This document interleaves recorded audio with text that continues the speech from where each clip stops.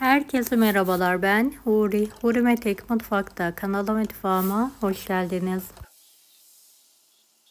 Hamur yoğurmadan, yufka açmadan gözleme tarifi hazırlıyorum. Evet, bahçeden topladığımız pazı yapraklarım var. Yıkadım. 1 adet kuru soğanı yemeklik olacak şekilde doğruyorum.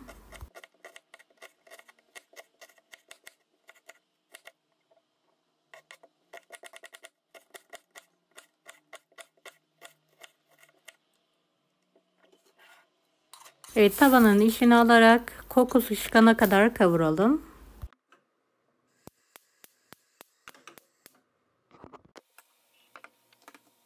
Pazı yapraklarını ince ince doğruyorum.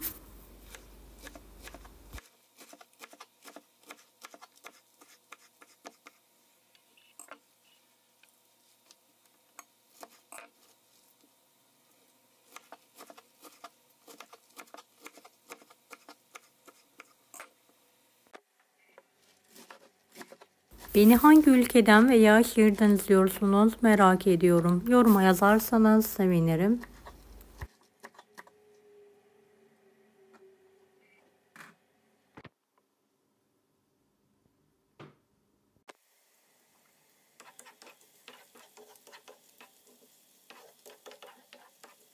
Soğanları kokusu çıkana kadar kavuralım.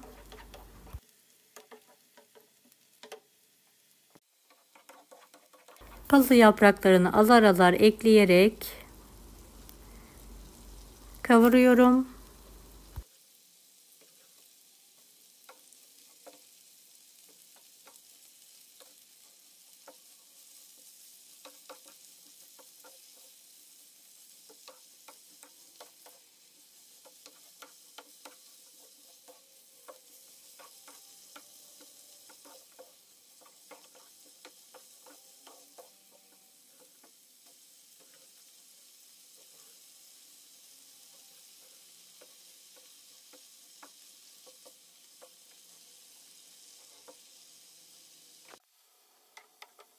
Evet, suyunu tamamen çekene kadar, sebzelerimiz yumuşayana kadar pişirelim. Kırmızı toz biber, tuz, biraz acı pul biber ekliyorum ve karıştırıyorum ve soğumaya bırakıyorum. Toplamda 4 su bardağı su kullandım.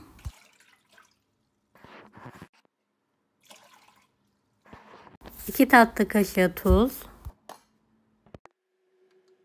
3 yemek kaşığı sıvı yağ,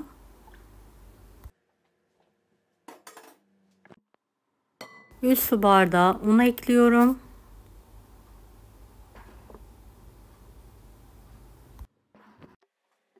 Pürüzsüz hale gelene kadar karıştıralım.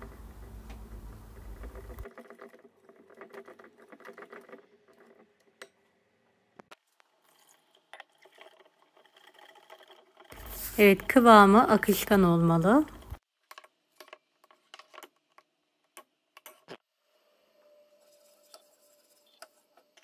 Tavamızı yağlayalım. Şöyle 1,5 kepçe olacak şekilde tavaya dökerek yayıyorum.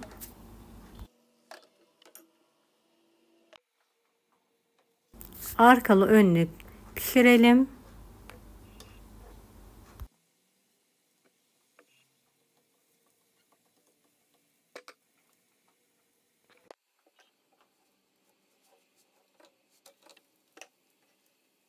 İç harçlan yarısına gelecek şekilde koyalım ve kapatalım.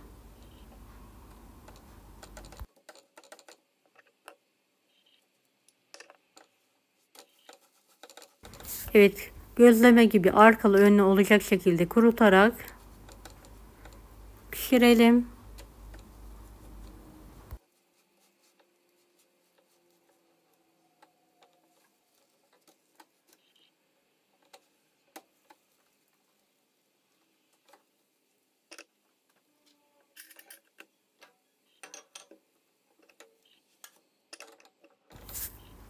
Evet, hamurumuz bitene kadar aynı işlemi yapmaya devam edelim.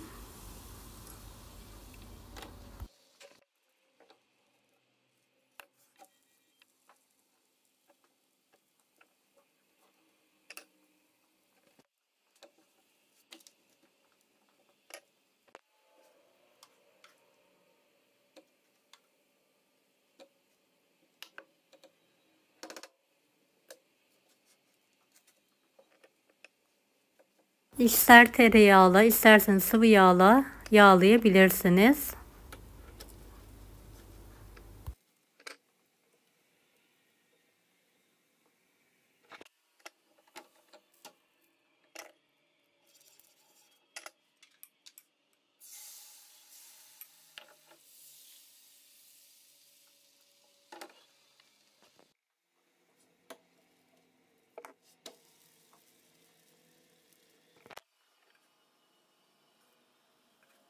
İç harcı olarak ıspanaklı, peynirli, patatesli de yapabilirsiniz.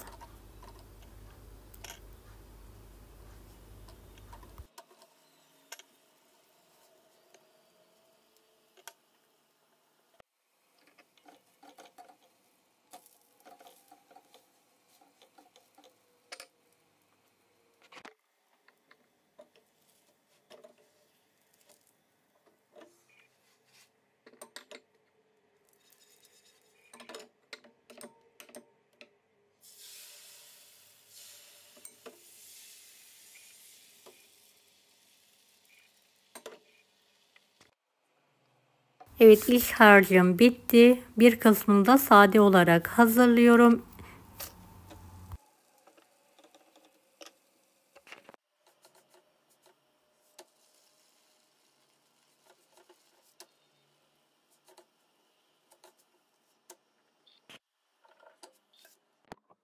Deneyecek olan herkese şimdiden kolaylıklar dilerim. Kanalıma ücretsiz abone olmayı unutmayın. Bir dahaki videolarda görüşmek üzere. Allah'a emanet olun. Hoşça kalın. Daha farklı tarifler için bunları da izlemeyi unutmayınız.